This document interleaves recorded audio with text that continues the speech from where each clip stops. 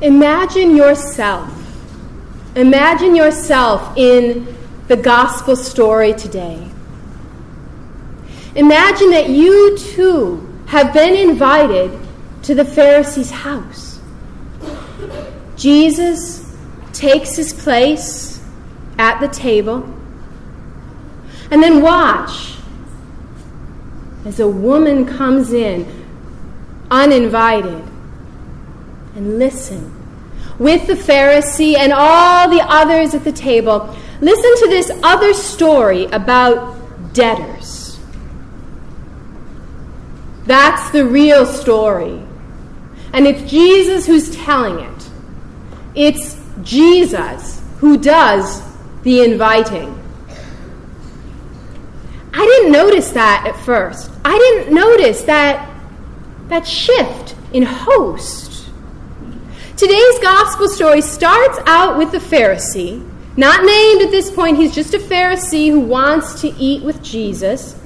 So he invites Jesus over, and Jesus goes into the Pharisee's house and takes his place at the table. There it was. That's where it was, that shift in host. Jesus takes his place at the table. That's where you find Jesus, at the table. That's who presides. The Pharisee may have been the one who asked Jesus over, but it's Jesus on whom, to whom, around whom the gospel story revolves. So it is that when an unexpected character comes in, this woman, you know where she goes like a magnet to Jesus. She enters the house and she stands there behind him, weeping. Who was she? Was she young? Was she old? What was her sin? We don't know. Over centuries of biblical interpretation, there's been much speculation about this woman. There's been much speculation about her sin, and much of the speculation has been about sexuality.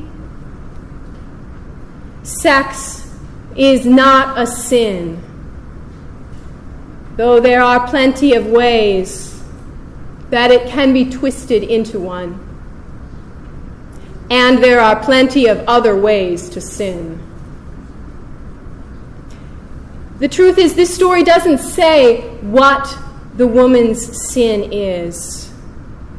All we know is that she was weeping. All we know that she was broken down. So broken down, she could only look down. She could only see feet. She was so broken down, her tears were falling like a gushing stream. We don't know what kind of sinner she was. All we know is that she was so broken down that all she wanted to do was make her way to Jesus, into the house where Jesus was. We don't know her sin, but she does. And so when she hears that Jesus is near, she goes into that house where Jesus is, at the table. But Jesus wasn't the only one in the house. There's that Pharisee, that purported prompt for the gathering. You know, that invitation, that asking over, it seems laudable and unusual. It's not the part that Pharisees often play in gospel stories. They're the bad guys, right? They're out to get Jesus, not feed him. Well, that might be how we've come to think of them, but that is not what the word Pharisee would have meant to listeners in ancient culture. Pharisees were upstanding guys. Being a Pharisee meant studying the Bible, meant meeting regularly with others of the faith.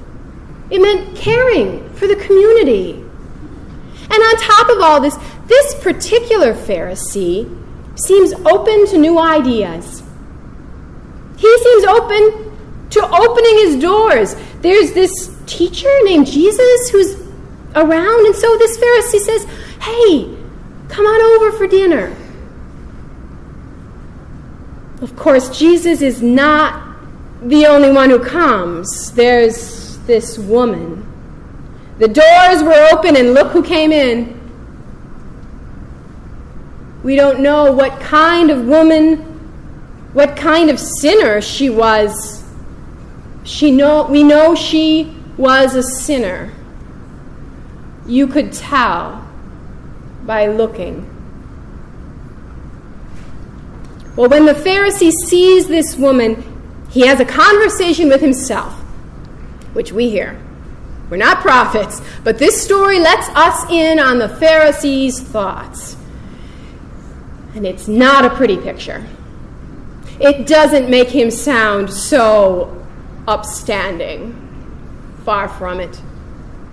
In just a few short phrases in this internal dialogue, you can hear cynicism, doubt, distaste, a dehumanizing eye. You can hear what the Pharisee is thinking. You hear what he is, what he really is. Jesus hears it. Jesus knows it. Simon, Jesus says, he has a name. This Pharisee, Jesus knows his name. Jesus has got his number. Even more than before. Now, Jesus is the center of the action of this story. Jesus becomes the speaker. Jesus starts calling the shots, starts by calling Simon out. Simon, I have something to say to you. Jesus takes hold of the story and tells another story. This story about a creditor who cancels debts to two people, both of whom owe.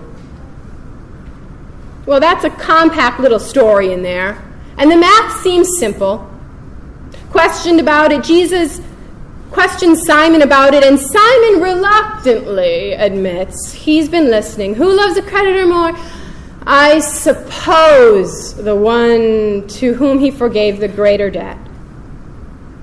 Well, Simon's been listening. Yes and no. Simon been looking? That's what Jesus' next question is. Do you see this woman? Yeah, he's seen her. We know he saw her. And no, he hasn't seen her. Simon hasn't seen her. He's only seen someone in his house that he wishes were not there. Now it gets worse. Now we see the full extent of who Simon is. Not only has he been inwardly unlikable, even despicable, he's been outwardly rude, even insulting. In ancient Middle Eastern culture, Simon's lack of hospitality is breathtaking. Hear Jesus' reprimand. It's got a refrain-like quality to it. Jesus says, "You gave me no water. You gave me no kiss. You did not anoint my head with oil." What Simon has done, what Simon hasn't done, is not just insulting. It's damning. Simon's lack of hospitality has the sound of Matthew 25. That story about sheep and goats. That story about, when did we see you hungry? When were you a stranger and we didn't welcome you? That story also has a refrain. Like today's story there, Jesus says, "You gave me no. You did not. You did not do it to me." And in that story, Jesus says, "Depart from me into the eternal fire." Oh, Simon. Simon didn't really see the woman. Simon didn't really see himself. We can see that. But I don't think we really see Simon either. We don't see him. We won't see him. And we won't see ourselves either until we see this story a little differently. Until we see this. Simon is not the debtor who owed 50 denarii. And the woman, the one who owed 500. Simon is not the one who owes less, while the woman owes so much more. He's not. It doesn't hang with the story. The woman is identified as a sinner. Yeah. But after that, Simon is the one who does all the sinning. His interior dialogue, his recalcitrance, his lack of hospitality. Simon isn't the lesser debtor. It doesn't hang with the story. Even more than that, it doesn't hang with the gospel. Because here's the thing about the gospel. Here's the thing about gospel math, which is, after all, supremely simple. Gospel math is. It's supremely simple, but still, gospel math is so hard to get. It's so hard to hear. Simon doesn't hear it. So often we don't either. Here it is. According to the gospel, there's only one kind of debtor. According to the gospel, there's only one kind of sinner. The kind we all are. There are no greater debtors. There are only great debtors. Lewd men and judgmental women and callous boys and bullying girls and unwelcoming elders and selfish children and plenty of other ways we all sin. It's not about who owes more. It's about how we all owe all. Jesus' interaction with Simon is an invitation.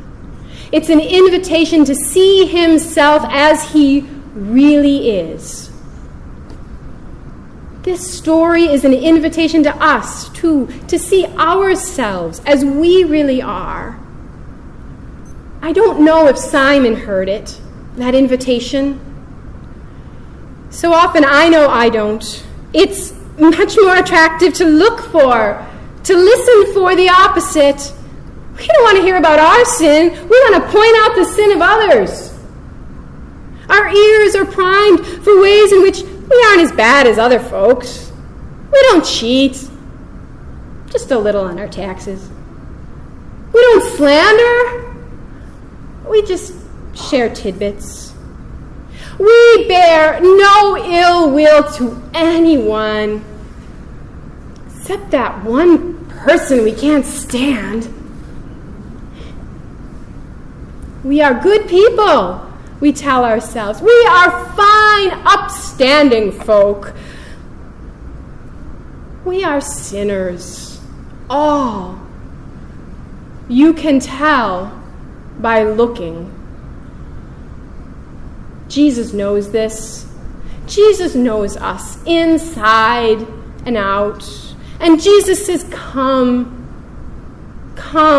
stand behind me. Come, you who are broken down. Let the tears come. Come like this woman who knows what she is.